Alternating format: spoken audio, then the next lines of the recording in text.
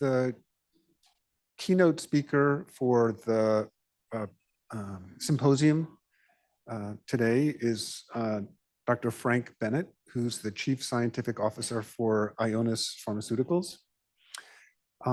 Just a little overview, we're going to have David Gate, who is a member of the Les Turner ALS Center, be the moderator of the online questions. And so after Dr. Bennett's presentation, Dr. Gate will sort of mediate those, but if we have questions here of Dr. Bennett, I'll help direct them. So I've actually never met Dr. Bennett, although I was on a Zoom with him once, so I can't tell you anything about him personally. I can tell you that the Antisense oligo technology has been around for decades, and it's deceptively simple, and lots of people have tried to make it work, and it's been extremely difficult to get to work, and Ionis has gotten it to work. And I think perhaps the most dramatic example is the treatment of a childhood motor neuron disease called spinal muscular atrophy. This is a terrible motor neuron disease of infants and children. And through many years of research, the underlying pathophysiologic, the underlying event that causes SMA was discovered. And Dr. Bennett led the effort to develop antisense oligos to treat it. And the results have been nothing less than miraculous. I mean, it is absolutely incredible. So I think it's a hard act to follow. And I think we all are very hopeful that we will find the correct targets to treat sporadic and familial ALS, and that the antisense technology will show the same kind of incredible power that it did in spinal muscular atrophy. The most recent success is the treatment of a form of familial ALS that's due to mutations in a gene called SOD. And there were trials. So antisense oligos were developed to treat that very specific form of familial ALS. It was originally called tofersen, and now it's called Qalsody. And it has had an improvement on individuals who have SOD mutations. It's very, I think it's still a work in progress. I think there's more benefits that can be accrued, but it is, maybe it is the first therapy specifically targeting a familial form of ALS that shows efficacy. And so this is a tremendous amount of promise that going forward, this is the template that we'll be able to do this. We'll get better at finding targets, better at knocking them down or manipulating their expression levels, and we'll have more and more effective therapy. So it's an enormously exciting time to be in the ALS research space, and in particular, partnering or working with Ionis or other companies that can make antisense oligos, but clearly Ionis and Dr. Bennett are the leaders. So it's a true honor to have him come and speak with us today about antisense oligos, how the whole thing works, what the new directions are. And so I leave it to Dr. Bennett. Thank you so much for that introduction. And I'm really sorry I'm not there in person today. So what I'd like to do today is talk about some of the work that we're doing in developing antisense-based therapies for rare neurological disease. And a large part of my focus will be ALS. That's been an area that I've been investigating and trying to develop therapies for the last 20 years. And as you've heard, Qalsody is an example of the fruits of that labor. But I think we have a long ways to go to be able to develop effective therapies for all ALS patients.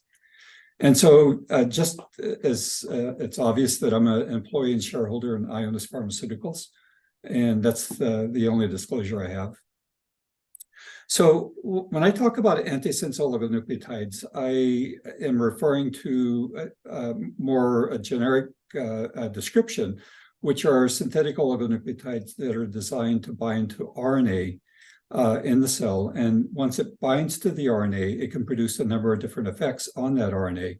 And we bend those into two broad categories. One is promoting degradation of the RNA, shown on the left over here. And there's really two enzymes that we use and can exploit for degrading RNA in cells. One is an enzyme called RNase-H1 that's present both in the cell nucleus, and so it can act on pre-messenger RNAs, as well as in the cytoplasm of cells. And then the other enzyme is AGO2, which is how siRNAs work, and it's predominantly located in the cytoplasm that works on mature messenger RNAs. In addition to causing degradation of RNA, we can also modulate the maturation of RNA, and that includes things like modulating splicing, where we can cause specific exons to be included if they're normally skipped, or specific exons to be skipped. And how we do that depends on where on the pre-messenger RNA you design the oligonucleotide to bind. And also, to some extent, the regulation of that splicing pattern. We can also use antisense oligonucleotides to modulate polyadenylation site selection in cells. So many transcripts have multiple polyadenylation sites, and they impact RNA half-life in the cells, as well as other regulatory elements. And so you can utilize antisense oligonucleotides to direct where polyadenylation occurs. You can block translation in the cytoplasm. And we're finding ways that we can use antisense oligonucleotides to enhance translation, so increase expression of a target protein. And that includes things like blocking the microRNAs that are regulating translation in the 3' UTR of transcripts. And then also in the 5' region of a transcript, there are either upstream open reading frames, UORFs, that we can modulate with antisense oligos, or other regulatory elements in the 5' UTR. And so globally, we can use antisense very broadly to modulate RNA in cells. And how you do that depends on where on the RNA you design the ASO to bind, and also the ASO chemistry, and just highlight some of the chemical modifications that we use for antisense oligonucleotides. And there's no test afterwards. In general, unmodified DNA or RNA is very rapidly degraded. The half-life of DNA in plasma is about 5 minutes, so they're really not useful as drugs without chemical modifications. And we use a number of modifications. First off, we use backbone modifications or phosphate modifications, in which we replace one of the oxygens in the backbone with a sulfur. Is one of the more common ones, called phosphorothioate. Morpholino is another backbone modification, and they have a dramatic impact on the stability. So they prevent nucleases from degrading the oligonucleotide. Other modifications include sugar modifications that further increase stability of the oligonucleotide, but also increase binding affinity to RNA. So you get more potent drugs by using some of these 2' modifications.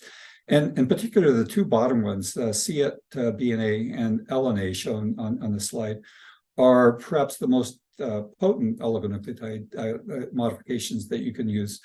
And then another modification we use is 5-methylcytosine, which is a natural base modification, but it tends to dampen down the pro-inflammatory effects of oligos. And then finally, I'll talk a little bit in my talk about using conjugates, that is attaching ligands to the oligonucleotide to direct them to tissues of interest. And I'll show an example of that in my talk. And then, as I mentioned, the design of oligonucleotides is also important. So as an example, if you look at the RNase-H oligonucleotides, RNase-H is a naturally occurring enzyme that's present in all cells that recognizes a DNA-RNA heteroduplex and degrades the RNA strand, leaving the DNA intact. And so to support the RNase-H mechanism, it's important to have some DNA in the oligonucleotide. And then we can add on the ends of the oligonucleotide these 2' modifications that have the properties I've already discussed. And generally, the two most common modifications are 2' methoxyethyl on the ends, and that's all our CNS programs are utilizing this modification. And then for some of the systemic dose drugs, constrained ethyl or LNA, two different versions, as shown here, are used to increase binding affinity for the target RNA. So as mentioned, when we design oligonucleotides, we go through a fairly extensive screening process to find the optimal oligonucleotides to take into patients. It doesn't mean you need to go through this extensive screening process to find oligos to test in a rodent model of a disease. But we go through some screening to find optimal and well-tolerated oligos, even for rodent studies.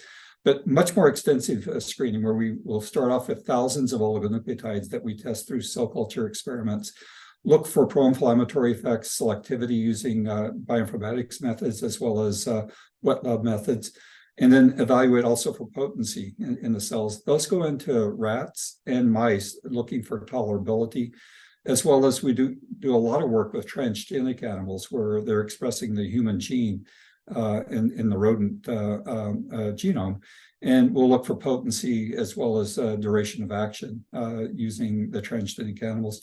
And then ultimately we go through non-human primates as a test species before launching into human clinical studies. So as I mentioned, we start off at thousands of oligonucleotides and go through this screening process, and it is iterative, that we find things that we have to go back and redesign, that ultimately we have a final drug candidate that comes out of the process. So today there are more than 12 different antisense drugs. I think there's 15 as of this date that have been approved by regulatory agencies throughout the world. And this is just a sampling of them. Most of them are for rare diseases. The one exception is inclisiran, which is for hypercholesterolemia. But the rest of them are for more rare diseases, a lot of neurological diseases, both systemically as well as centrally administered drugs. So for the rest of my talk, I'd like to focus on CNS delivery of antisense oligonucleotides. And given, as I showed earlier, that our oligonucleotides have a negative polyanion backbone, it's not surprising that they don't distribute across an intact blood-brain barrier if you dose them systemically. And so the way we approach this is to deliver the antisense drugs directly into the cerebral spinal fluid by lumbar puncture. And to date, we've treated over 15,000 patients with antisense drugs in a variety of different indications. The most prominent is the spinal muscular atrophy, which is an approved drug, and it's by far the largest patient experiences in SMA. But we have a growing body of experience in a number of other neurological diseases.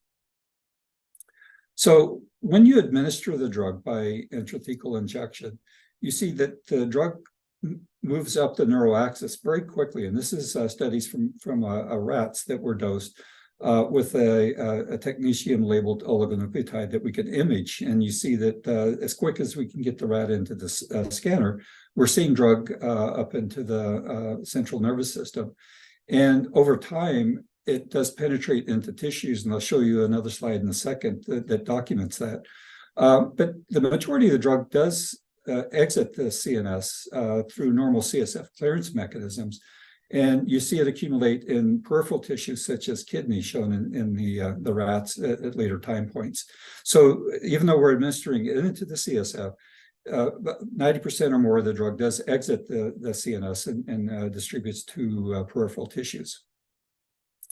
The same is true in humans. This is a study that our partners at Biogen did with Qalsody. And we're able to document again that you see very rapid distribution up the spinal column to the brain of subjects that were treated with this drug.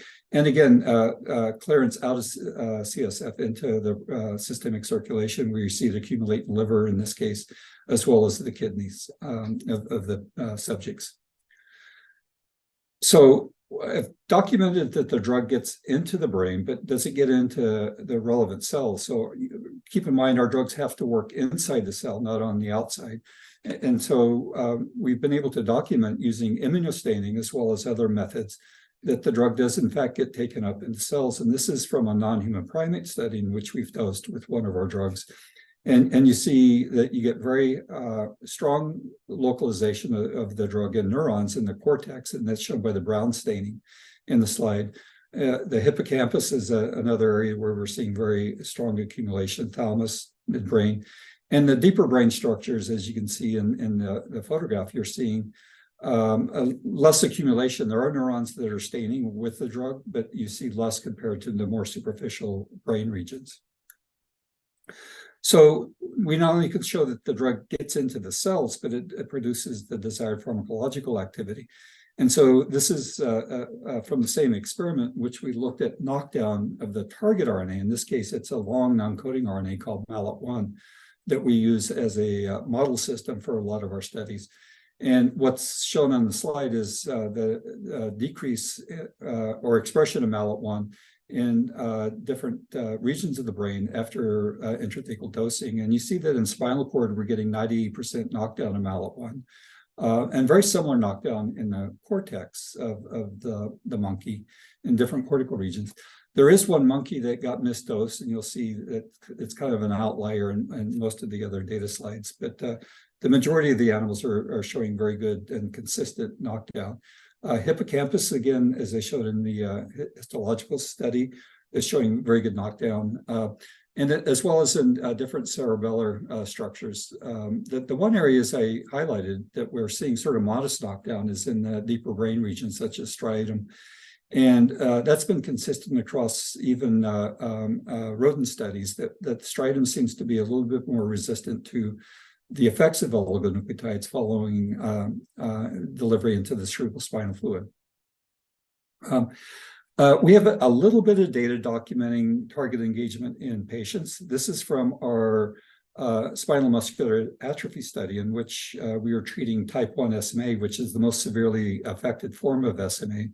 And unfortunately, there were some patients who died during the study, and their parents consented to autopsy, that were able to do a molecular analysis documenting the drug is doing what it should be doing. And so I'll get into this in a second, but what we're trying to achieve with this drug is to show an increase in splicing of SMN transcript to include this full-length exon 7 containing transcript. And you see that with treatment compared to either non-SMA or untreated SMA infants, that we're seeing an increase in the splicing that's occurring.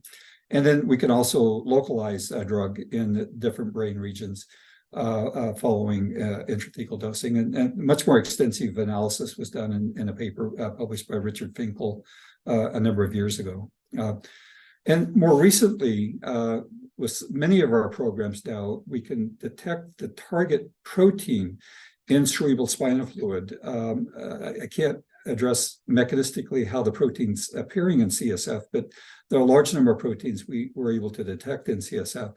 And so this is a composite from 4 different clinical studies in which we were treating either Huntington's disease or SOD1 ALS patients, Alzheimer's patients that was targeting tau, and another ALS study where we're targeting C9orf72 transcripts.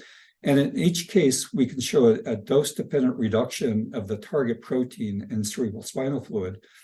And the Huntington is probably the best characterized model systems that we have, in which in preclinical studies, we've been able to correlate the reduction of Huntington protein in CSF to tissue concentrations. And in general, we see that the reduction in CSF underrepresents what's occurring in tissue. So in Huntington, we see a 40% reduction of the Huntington protein in CSF, and that correlates with a 70% reduction of Huntington protein in cortical tissue. And I would expect the same is true for all these programs in the study. One additional point I'd like to call your attention to is the tau program, the MAP that's targeting MAPT gene or tau protein. And this was again, a dose escalation study in which patients received either 2 to 4 doses of the drug. And over a 3-month period of time, which is here, you'll notice that we're getting very long durability of responses. So even though patients stop dosing at day 85, we're seeing effects that are lasting up to 6 months after dosing, which would support very infrequent dosing for this program. As you'll see in a subsequent part of my lecture, that's really a focus for our drug discovery team, is to find drugs that have very long durability so that we can dose intrathecally less frequently. The other aspect that the tau program provides to us is that there's a ligand that detects the tau tangles in Alzheimer's patients, and we were able to measure the effect of the drug on the ligand. And what I'm showing you is results from our long-term extension study, in which patients were initially screened and imaged for the presence of tau tangles in the CNS. And these are two different subjects. These two subjects were in the placebo part of the study. So at week 25, this is just looking longitudinally at the accumulation of tau ligand or tau tangles over that period of time. And you see it's fairly stable. If anything, it may increase slightly over their screening visit. But after being on the drug for another 75 weeks, we are seeing clearance of tau protein in the CNS of these two subjects. And this just was recently published in JAMA. So mechanistically, what we know is that the ASOs very rapidly distribute throughout the CSF volume of the patients after intrathecal dosing. And most of the data suggest that the drugs are penetrating into deeper brain structures through the perivascular system, where they're moving down the Virchow-Robin space and then radially diffusing out from that space across the meninges into the brain tissue, where ultimately the antisense drugs are taken up by neurons and other cell types in the brain. And I should mention that we do see antisense effects in pretty much all the major cell types in the CNS, with some of the astrocytes in particular being the most sensitive to the effect of antisense drugs. So with that as background, I'd like to share some clinical applications that we have for our antisense drugs. And I won't go into this in a lot of detail because it's kind of an old story, but our first really experience with antisense drugs in patients was for spinal muscular atrophy, in which we developed an antisense drug to target the disease. And important to recognize that SMA presents as a spectrum of this disorder that can, broadly be categorized into type 1, type 2, and type 3. And what differentiates whether a patient's going to develop the more severe form of the disease, which is type 1 SMA, versus type 2 or type 3, is the number of copies of this SMN2 gene. And I'll highlight that in the next slide, explain why that's important. But you can see that there is a continuum with the type 1 patients generally living 6 to 12 months after birth. So they're very severely affected by their disease. So SMA is caused by loss of a gene called SMN1, or survival motor neuron 1 gene. And humans have a chromosomal duplication in this region that has resulted in duplicating SM1 to result in a gene called SMN2, or survival motor neuron 2. And the gene differs by about 5 nucleotides between these two genes. One of the nucleotides is the C to T transition that occurs within exon 7 that weakens a splice site and actually causes a splice suppressor to bind to that region. And the result is that the majority of transcripts are skipping exon 7 that produces a non-functional protein, where about 20% of the transcripts will make full-length, fully functional SMN protein. I should mention this C to T is in a wobble position, so it codes for the same amino acid as what was seen in the SMN2 gene. And so it's this 20% of transcripts that are being produced that's keeping these patients alive. And that's why the number of copies of this SMN2 gene correlates with the phenotype. So the more severe phenotype has 2 copies of the gene, whereas the less severe have 3 to 4 copies of the SMN2 gene. And so what we reasoned is that if we could target the exon 7 splicing so that we cause the transcript to include exon 7, that would produce full-length, fully functional SMN protein. And so we designed a series of oligonucleotides that would bind to the SMN2 gene. We found that this oligonucleotide, which is nusinersen, was very effective at producing full-length SMN2 transcripts. And mechanistically, we've shown that what it's doing is displacing these HNRNP proteins that bind to the RNA at this site, allowing U1 snRNA to bind to the 5' splice site, allowing fully functional splicing to occur.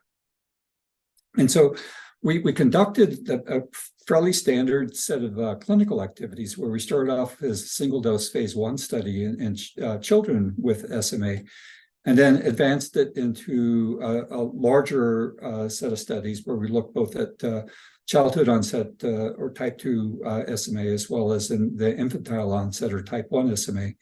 And our partners at Biogen did a very unique study in which they started treating patients pre-symptomatically, and that's this nurture study. And they were put on drug before 6 months of after birth, before they developed symptoms, but they were genetically diagnosed. And then we finally did a phase 3 study in both the childhood onset as well as the infantile onset SMA. And so this is one example from that study. And I included the motor milestones that were used as the Hammersmith infant neurological exam. And basically, you're just quantitating how much motor activity the patient has and ranking them in a numerical score, as shown in the slide on the left. And what you'll notice is that in the type 1 SMA patients, so these are the more severely affected SMA patients, in the open label extension study that we did, the initial phase 2, we saw that the patients improved their motor function over time and continued to improve the longer they were on treatment. And that was very encouraging, but the FDA wanted us to do a controlled study. So unfortunately, we ended up having to do a sham-controlled phase 3 study in which type 1 SMA patients were either given nusinersen, shown by the blue line here, or placebo, or a sham injection, shown by the gray line at the bottom. And you'll notice that, first off, that we had a very reproducible effect of the drug compared to the open label extension study, that they both improved similarly. And unfortunately, the sham-controlled patients declined, and we lost a number of those patients in the study. The other really important aspect is in the pre-symptomatic patients in the nurture study. We saw a very marked increase in their motor improvements. In fact, many of these patients hit motor milestones at the age-relevant time period. And in fact, if you look at some of the pre-symptomatic patients, it would be hard to tell that they actually suffer from SMA.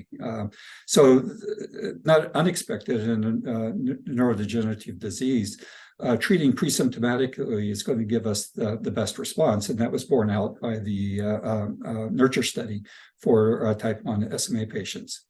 So ultimately, 5 years after starting the clinical programs, nusinersen was approved in 2016 and has been really the first drug that has been approved for treatment of SMA. Now there's 2 other additional drugs that have very similar effects on patients, but nusinersen was the first drug to be approved, and the first intrathecally dosed antisense drug to be approved for a severe neurological disease.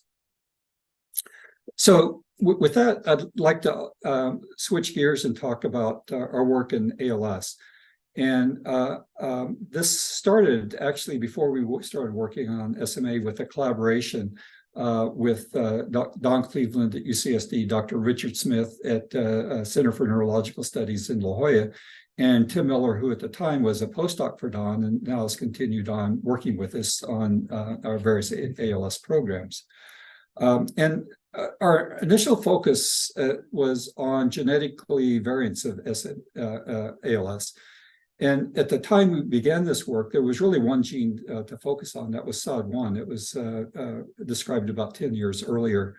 And it was these other genes were yet to be described, but we used SOD1 as a proof of concept, recognizing it's a narrow focus for the patient community.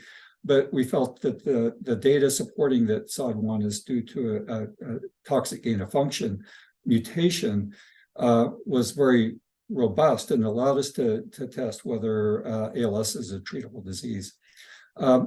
More recently, we began to not only work on genetic targets, but also targets that are impacted by pathways within ALS, either through genetic pathways such as TDP43 mutations or TDP43 mislocalization that's occurring, or other biological pathways that might provide benefit to ALS. So our initial focus was on genetic variants, and more recently we are focusing more on more pathway related targets. And again, the goal is to find therapies that would treat all ALS patients. Just to highlight, we've put 5 different drugs into the clinic. SOD1, which is tofersen, we put a drug into the clinic targeting C9orf72. That drug completed phase 2 study, and unfortunately the results don't support continued development. Our partners Biogen are developing an antisense drug targeting ataxin-2. We've also targeted FUS ALS, and I'll talk more about that one. And then one of our competitors is developing a drug also targeting C9orf72. That unfortunately their data mimicked our data, where it didn't really support going into longer term studies. In addition, we've been working with the NLORM Foundation, which is treating unique NR1 patients, and we've had a couple patients that have TDP43 mutations that have received antisense drugs, and we are currently working on finding an antisense drug for patients with CHD10 mutations. So just focusing on tofersen for a second, this is from our phase 1 study in SOD1 ALS patients, in which we treated patients for 3 months. And it was more a safety focused study, but we were able to measure several biomarkers, including plasma neurofilament. We saw a very robust reduction of plasma neurofilament following treatment with the antisense drug. That correlated with a small number of patients that had these fast progressing mutations. So A4V or A5V is an example of a very fast progressing mutation where patients deteriorate over time much more quickly than the general population. And you can see that deterioration shown in the blue line here. These are placebo-treated patients versus tofersen-treated patients that over this 3-month period of time were very stable. Same observation for SVC. So we were very encouraged by these data, and our partners designed a phase 3 program in which we compared tofersen to placebo in about 100 subjects that had SOD1 ALS mutations. And unfortunately, the study was designed to measure the primary endpoint at 6 months after initiation of treatment. And unfortunately, we failed to meet the primary endpoint in the study. And this has been based on mutations that are predicted to have a slow progressing form of the disease, shown in the blue, or mutations shown to have a fast progressing form of the disease, shown in the red. But yet we still saw a very nice, robust effect on neurofilament. So we were a little bit perplexed by the findings. And one of the things that I'd like to highlight, that I think we got misled by the early phase 1 study that had a very small number of subjects that were exposed to tofersen. So this is from that graph I showed you earlier. And if I plot the rate of placebo progression compared to what we saw in the larger phase 3 study. You can see that we were misled by the small patient population, and patients weren't progressing as fast as we had expected them to. So fortunately, patients were kept blinded to their treatment outcomes, even though they were allowed to enroll into an open label extension study. And so our partners, Biogen, did a subsequent cut of the data. And one of the things that they did is adjust for baseline plasma neurofilament, which they found to be a better predictor of rate of progression than the genetic variant in the ALS patients. And so when they went through that analysis, you see that we again saw a very nice reduction of SOD1 protein that was maintained in the early treated patients. In the placebo patients, there was no decrease in SOD1 protein until they were switched in the OLE to receive tofersen. And same thing for plasma neurofilament, even more revealing here.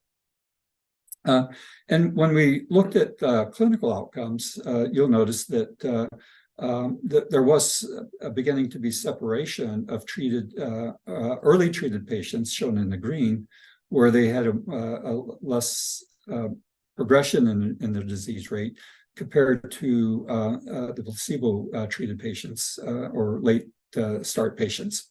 And same thing for SVC. So what we've learned from that study is that we probably didn't treat long enough, and that we saw it takes about 8 weeks to see reduction of SOD1 protein. That translates to a biological response of measuring neurofilament that's occurring about 12 weeks after starting treatment, and just beginning to see changes in clinical outcome at 28 weeks of treatment. And so it really highlights that for disease-modifying therapy, we may need to focus on treating longer term and see a year or longer to see a real separation from a placebo or sham control treated patients.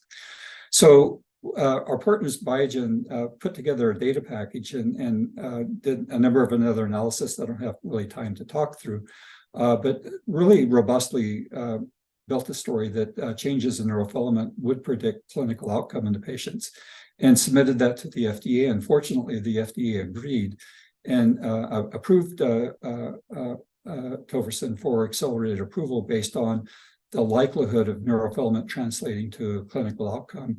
And that was approved last May by the FDA, and it's being evaluated throughout a number of other jurisdictions throughout the world as well. So unfortunately, it's a little bit disappointing, but I think ultimately the drug, shows, very promising activity if we continue them on treatment for longer periods of time. The second ALS program I'd like to share is FUS, and FUS is also a genetic cause of ALS.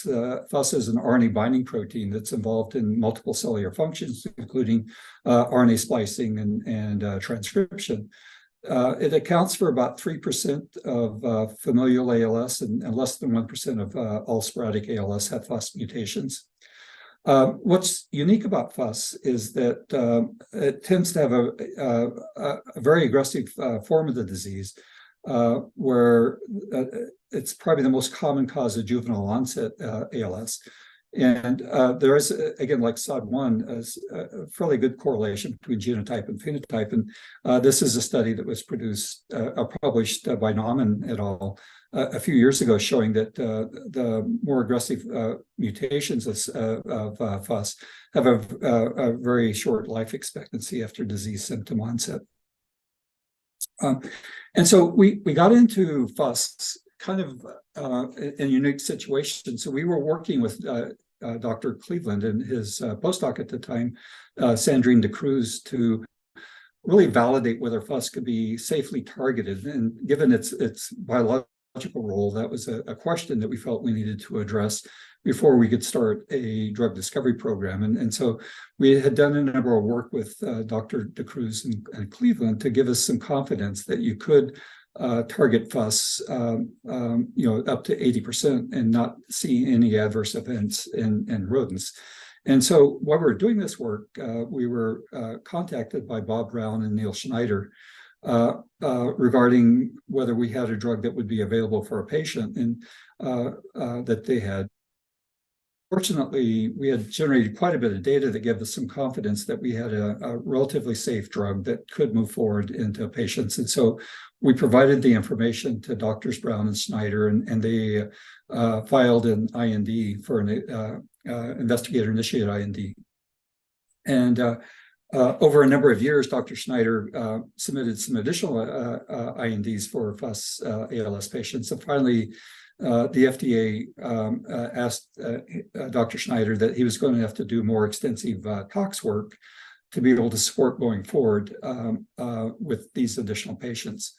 And so at the time, we were talking to Dr. Schneider, and we felt that the best way to make the drug jacifusin or IN363 available for all ALS patients was to do a clinical trial. And so we began working with Dr. Schneider to design the clinical study and ultimately transition his EAP patients into the study. Fortunately, the FDA was very aggressive in supporting us making that transition, and they worked very closely with us to get the study started quickly. And we are currently conducting that study.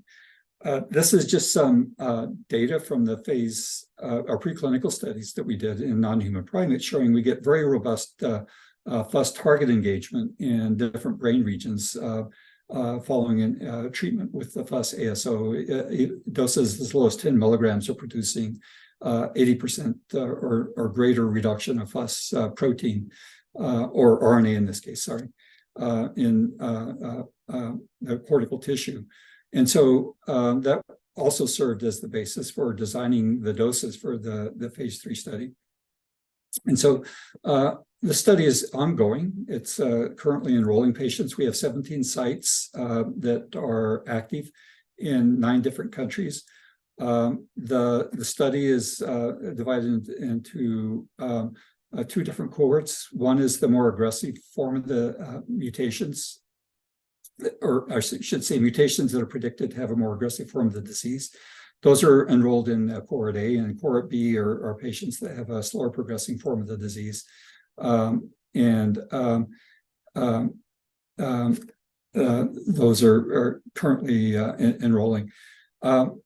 The patients, once they complete the study, which is an 18-month duration, are then rolled into an open label extension study.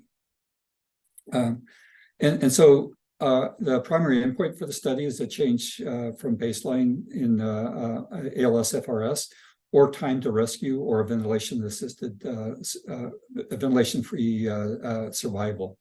And the composite endpoint of those 3 is ultimately what we're agreed with the FDA as the primary outcome from the study. So I don't really have any news to report, other than if you do have FUS patients, I would strongly encourage you to refer the patients to one of the study centers in the US or throughout the world that are currently enrolling patients. And this is just the site for where the study is currently enrolling.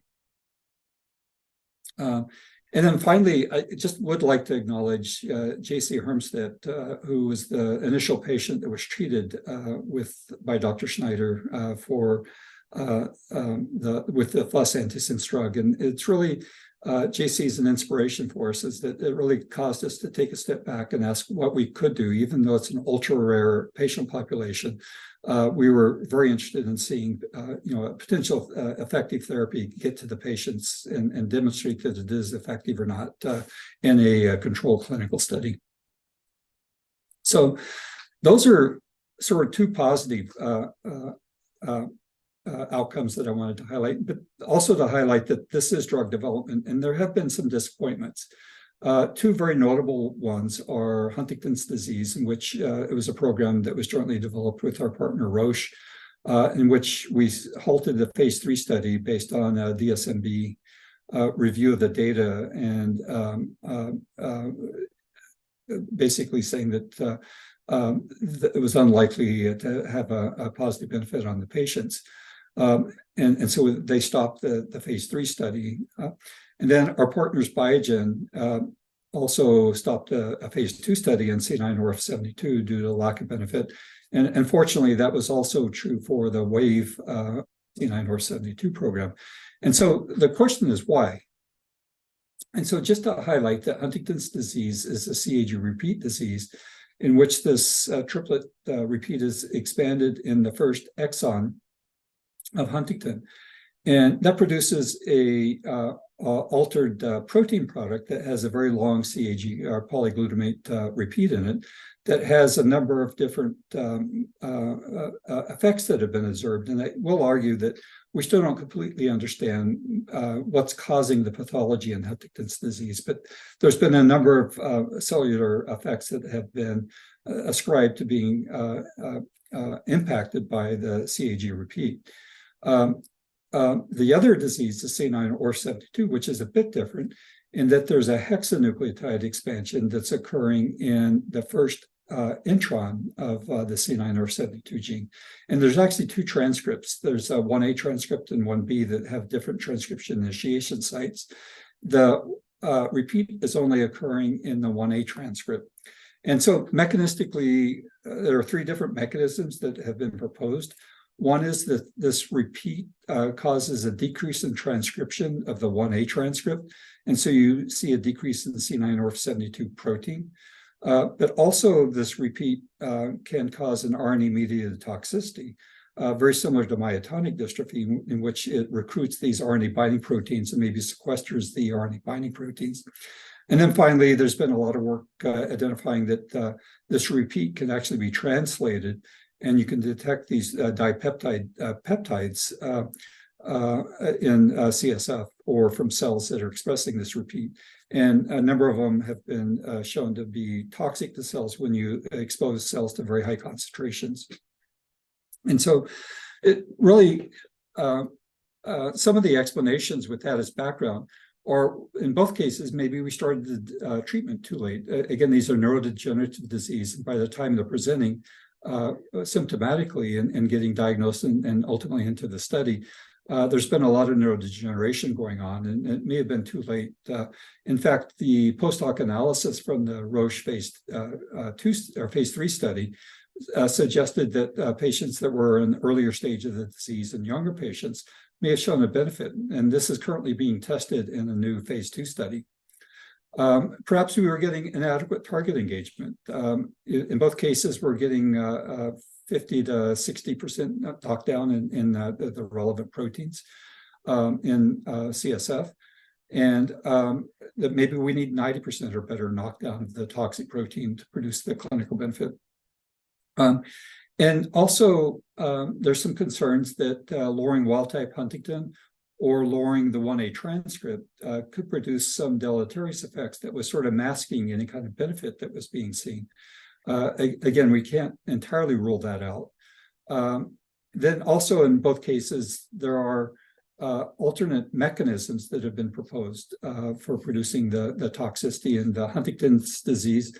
There's this unique exon 1 cryptic splice site that produces a transcript that would not be impacted by the oligonucleotide because the oligonucleotide binds downstream from where this transcript is produced.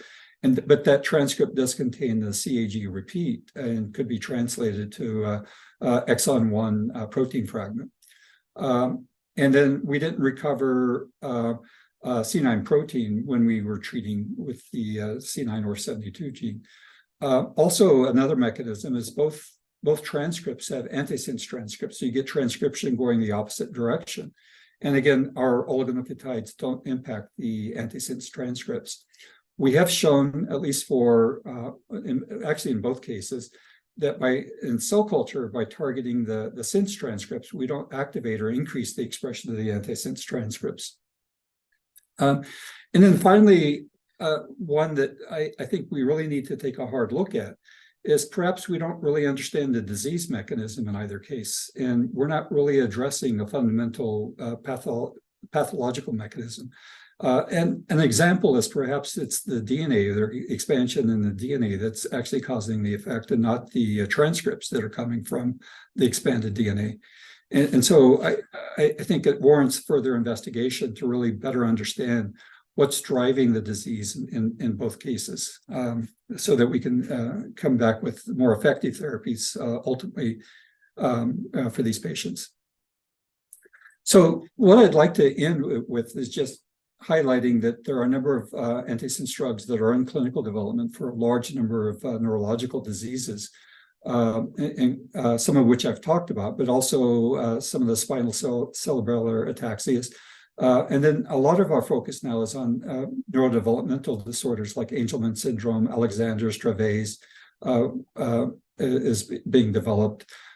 And then also a lot of interest in autism and some autistic spectrum disorders and genetic basis for these.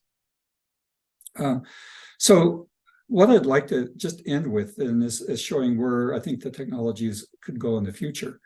And as I mentioned, this is an intrathecal dose drug, and so it is requiring a hospital-based procedure for the patients. And if we can decrease the interval of which they're dosed, that would be very beneficial for the patients.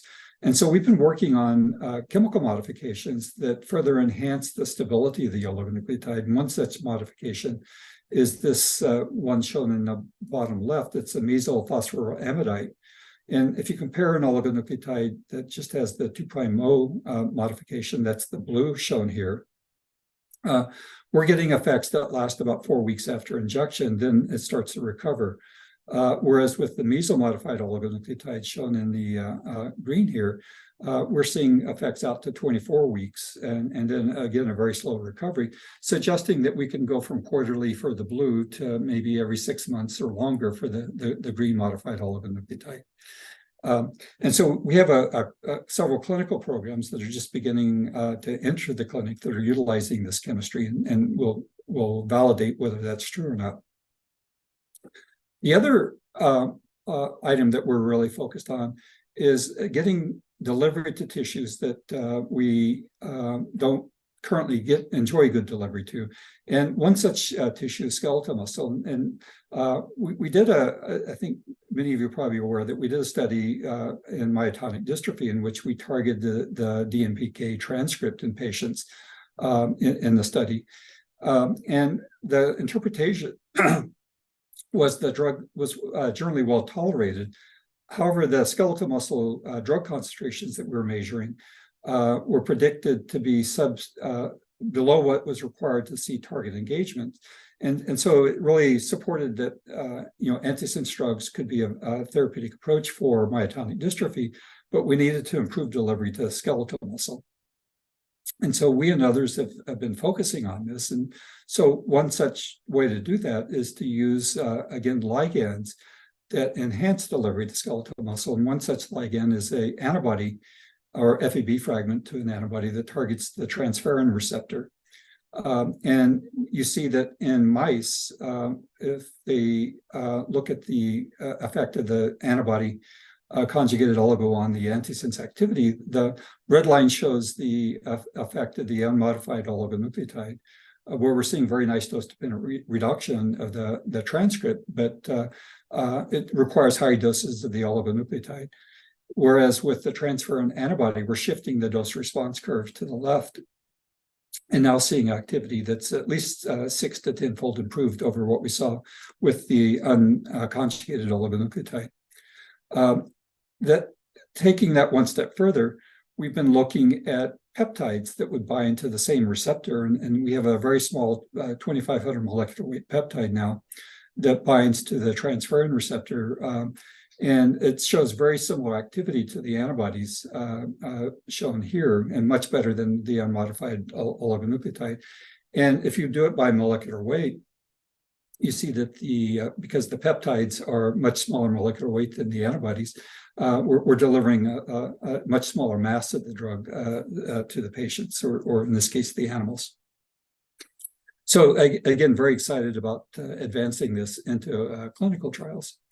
The other thing that we found is that transferrin receptor is involved in movement of iron into the CNS. And so we found that some peptides can be very effective at crossing the blood-brain barrier after systemic dosing. And so this is an example for the muscle-targeted peptide where we're seeing very little target engagement in the CNS, but very good target engagement with peripheral muscle tissues. We've identified another peptide that gives us very good target engagement of the muscle, but also now showing engagement in CNS tissues after systemic dosing, suggesting we can use one peptide for targeting both CNS as well as muscle. Or if you just want to focus on systemic effects, we could use a different peptide for targeting skeletal muscle.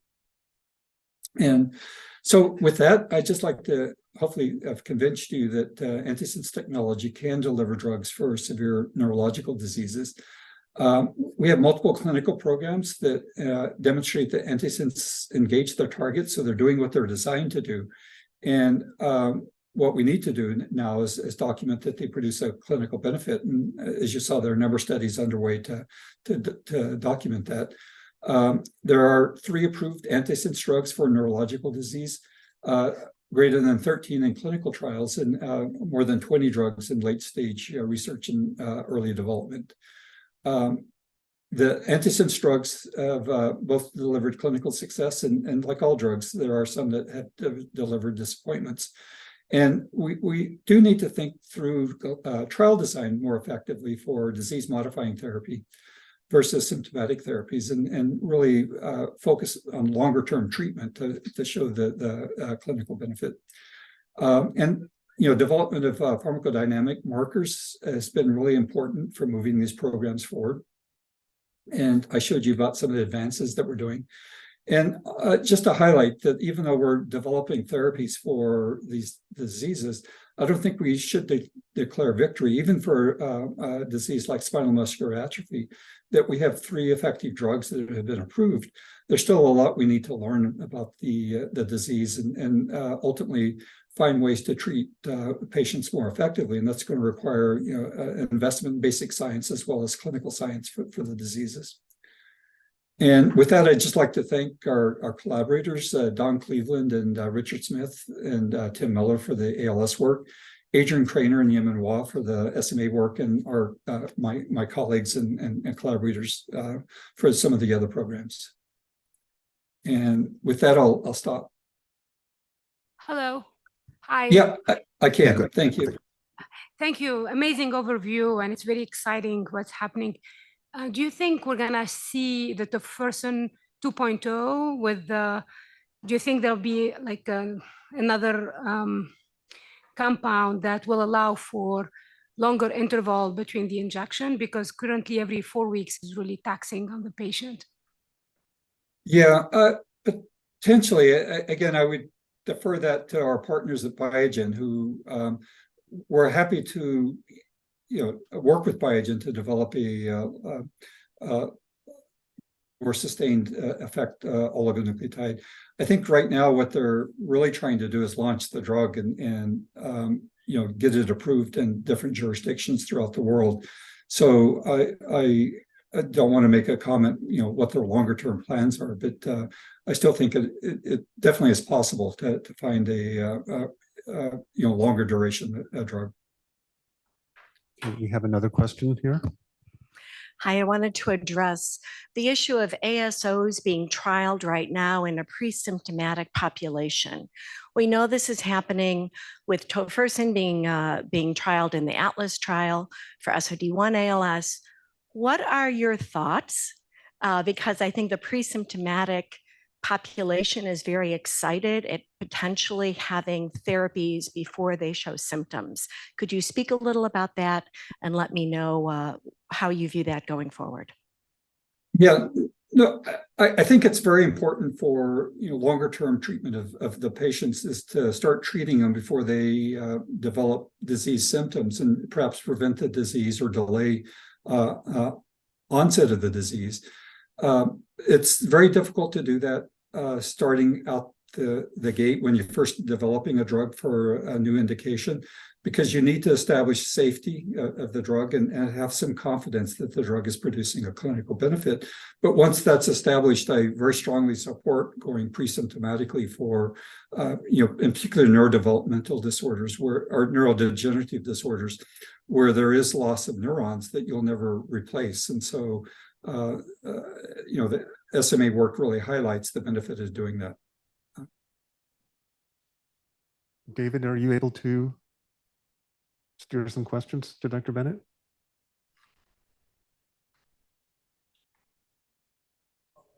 Okay. Yes. Beautiful presentation. I was wondering whether you can elaborate a little bit further on your thoughts about C9orf72 and I guess not so much the causes of the disappointing result, but your thoughts on the future about, you know, are you considering going back and targeting the antisense transcript, or do you think that we should go back on the drawing board and try and to understand the biology better before we consider another clinical trial with C9orf72? Yeah, so we'd be very happy to go forward if somebody had a plausible mechanistic basis for going forward. The problem is that these are all, I think the real problem is we don't really have good models to predict the effect of a potential therapy on the disease outcome in patients. And so they're good hypotheses, and they have face validity, whether we're targeting the antisense transcript or perhaps targeting to increase expression of C9orf72 protein.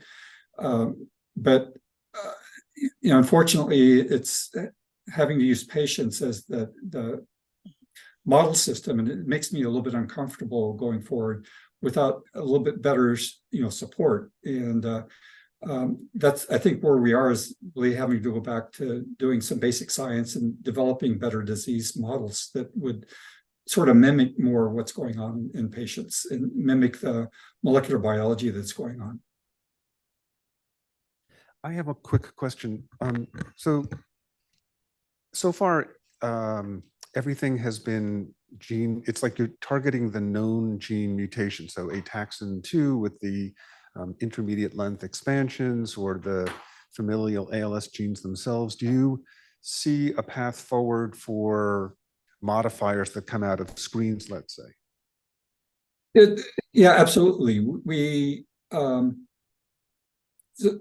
started focusing on ataxin-2. That's really what I would consider one of the oldest modifiers, although it's probably 5 years ago it was described by Aaron Gittler. And that program is looking both at patients with intermediate expansion in ataxin-2, but also patients that don't have the expansion, where we're just trying to help clear the TDP-43 pathology going on.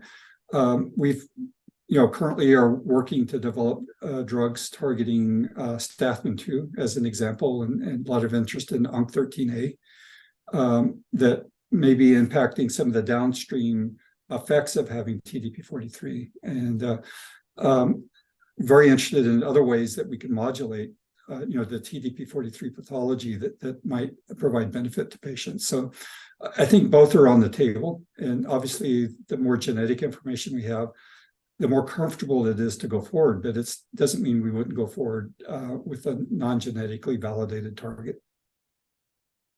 Bob, here, Hande. So I actually have access to the question and answers on the chat. Do you mind if I Please go do. to? Okay, thank you. So there's one. So Dr. Bennett, this is Hande Osdenler is going to read questions to you from the chat box. All right. Thank you. So there's one question. Why do you think patients did worse on treatment in C9 ASO trials, from Piero Mendes? Why do you think patients did worse on treatment in the C9 ASO trials? Yeah, so it's actually, I think they didn't do better. I think it's really difficult to say they did worse based on the data that's available. There may have been a slight trend for worse, but I'm not sure that was a small study and sort of statistical noise. But clearly they weren't doing better. And so I'd hate to speculate that why they did worse, because I'm not convinced that that's just not sort of noise in the study in small numbers of patients. Yeah. All right. So I'm going to ask another question from Sky Dominguez. Very exciting talk. Do you think that treatment with antisense drugs for ALS will be or should be given prior to symptom onset in patients with disease mutations? Yep. And I think I answered that. Absolutely, I do. But I think we need to demonstrate safety and some evidence for efficacy before going to symptomatic patients or pre-symptomatic patients. Okay. So one more question. In one of your last slides, you talked about ASO being delivered through the muscles, if I didn't, if that's correct. Do you foresee this method for tofersen and for the future? Yeah, so it wasn't delivery through muscle. It was using a ligand that crosses the blood-brain barrier, and that is something that could be used for tofersen. If we need to make further advances before it gets used in patients. That's early preclinical data, but in principle, that would work for tofersen as well. Wonderful. Thank you so much. So one more question from James Larrick. How do you think that the advances made in ASO technology can aid in the development of gene therapy approaches in the future? Yeah, so I mean, I'll use the spinal muscular atrophy as an example where we were able to demonstrate the safety and tolerability and efficacy of replacing the SMN2 gene. We were doing it through modulating splicing with an antisense oligonucleotide, but that very much served as a basis for a gene therapy product that is recently approved for treatment of SMA, where you're permanently replacing the gene in these patients. So it helped validate that the approach could provide robust clinical benefit in the patients. I will say that they're not completely exchangeable because antisense drugs distribute more broadly than current viral vectors.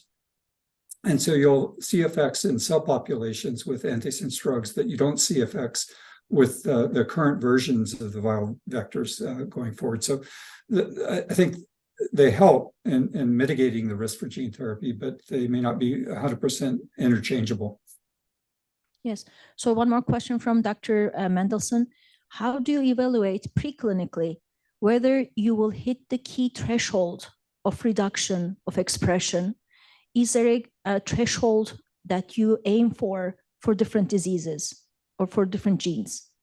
Yeah, so it's really based on a lot of preclinical data that's most of it's published, in the academic community, where they're showing that production of a protein to a certain level produces a toxic effect, or suppression of a protein to a certain level using a variety of different methods is providing a therapeutic benefit. And so we use that as sort of setting a benchmark for how much protein reduction or is needed to produce a predicted clinical benefit.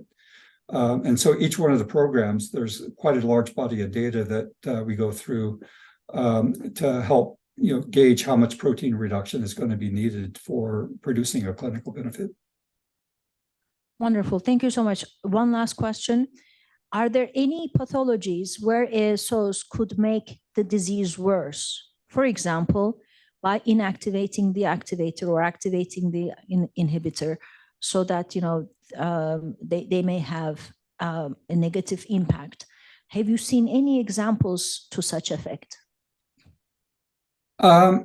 Well, we try to find those opportunities or those examples in preclinical studies so that we don't ever bring them forward to the clinic. But there could be examples where you accidentally target a protein that you have to titrate very carefully and can produce a disease effect. And we have in some of the neurodevelopmental disorders that we're working on, where too much of a gene causes a disease and too little of the gene causes another disease. We have to sort of thread that needle very carefully. And so we have some programs that we're working on that behave that way. Okay, I want to thank you very much for giving this fabulous presentation. And I know there's a lot of excitement in the group and a lot of hope for the future. And we look forward to seeing you continue to thrive. Thank you so much. Well, thank you so much for inviting me.